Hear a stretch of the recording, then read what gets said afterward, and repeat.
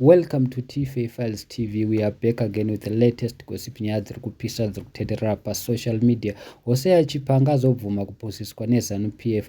Hosea Chipanga, who has been criticizing ZANU-PF through his music, was seen endorsing ZANU-PF kurali yavo Tera yamunzi akapuwa mari.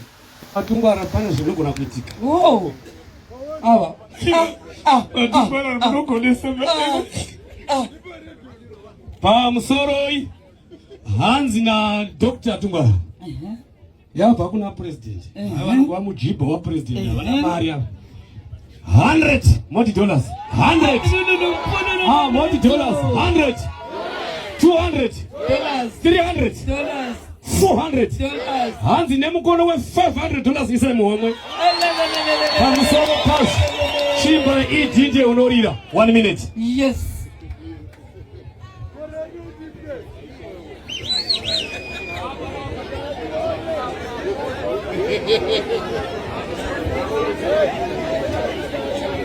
Advisor ava ndo Hosea Chipanga. Ndo Hosea Chipanga ngezofona. Mai.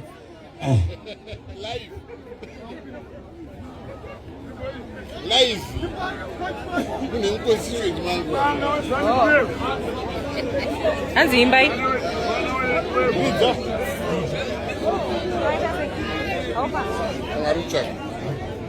Warucha gasong yesu.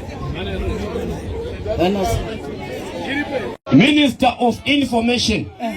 Vanova ivo muzukuru wedu. Iswaira shumba uyu muzukuru wedu. Yes. Ivo muzukuru wagona nasi. Wagonaka. Uyu ndio anotungamiri ama independence celebrate in terms of entertainment. Okay. In MC wake ku independence. Saka vari kuti Hosea Chipanga takunyora avo gore rino uchano performa kugogwe. Yeah. Vazina bodo mururuka. Tinotenda chidano morosa vakuru vose kubva. Tinotenda zvikuru. Tatenda zvikuru. Amadzangu pa regaiti tite ukupedzisira nokuda kwetime yedu detozoita umwe. Are you ready for Sapuku Varazipi? Are you ready for Sapuku Varazipi? Are you ready for Mash?